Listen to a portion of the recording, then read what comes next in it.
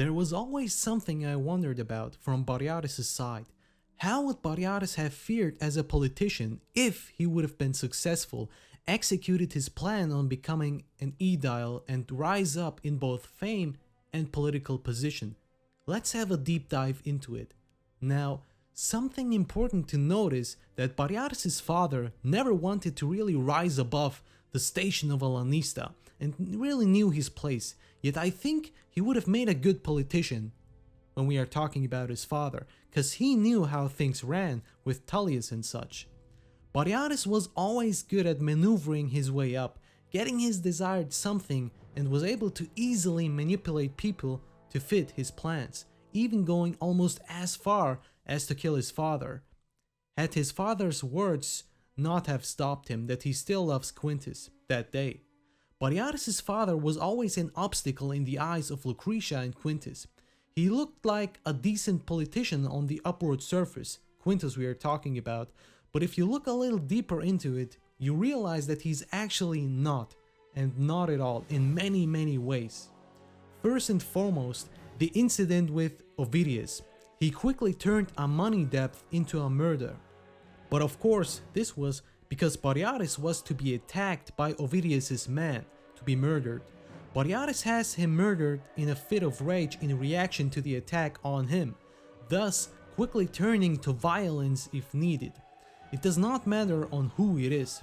Chances are someone would have eventually made a note of it, convenient for Batiatus in two ways.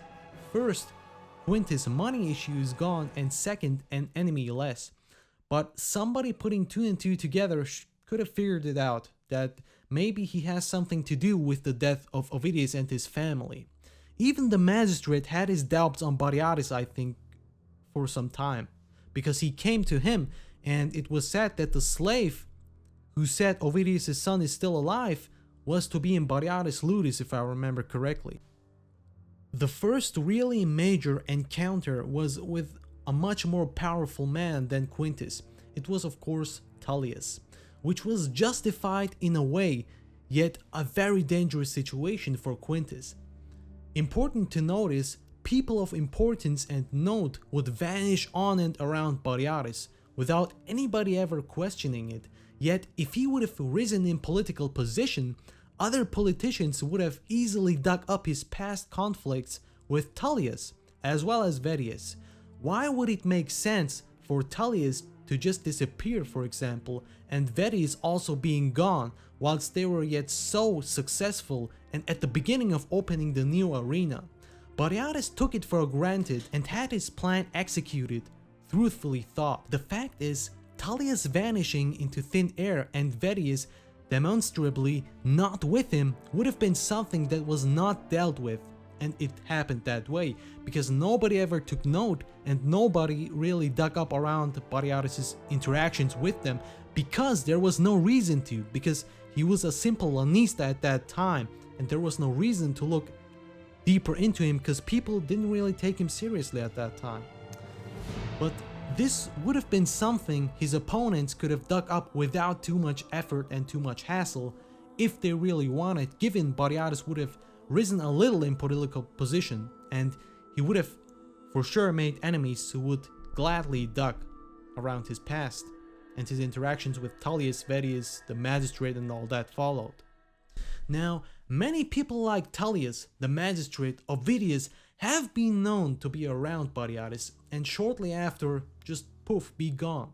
One important thing showing that Batiatus would not be a good politician, and the directors kinda try to tell the viewers that, is with the board game.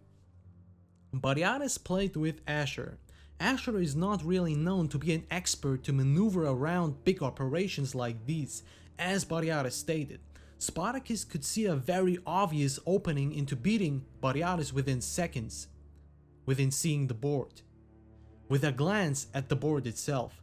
See it this way, as long as Batiatus was a lanista, Batiatus would not have been seen as too important of a person to be looked at. Had he followed his ambitions though and successfully climbed the ladder, even with patronage of Glaba, he would have been taken more seriously at some point, and his actions would have caught up with him eventually, and eventually letting him fall from his position.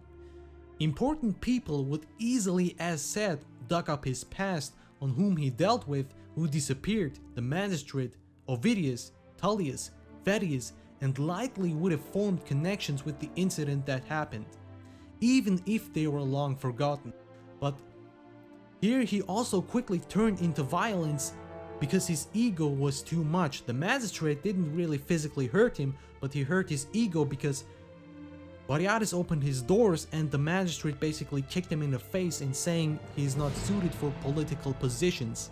Thus, all that followed with the magistrate's death, showing that Batiatus would do anything to rise in position.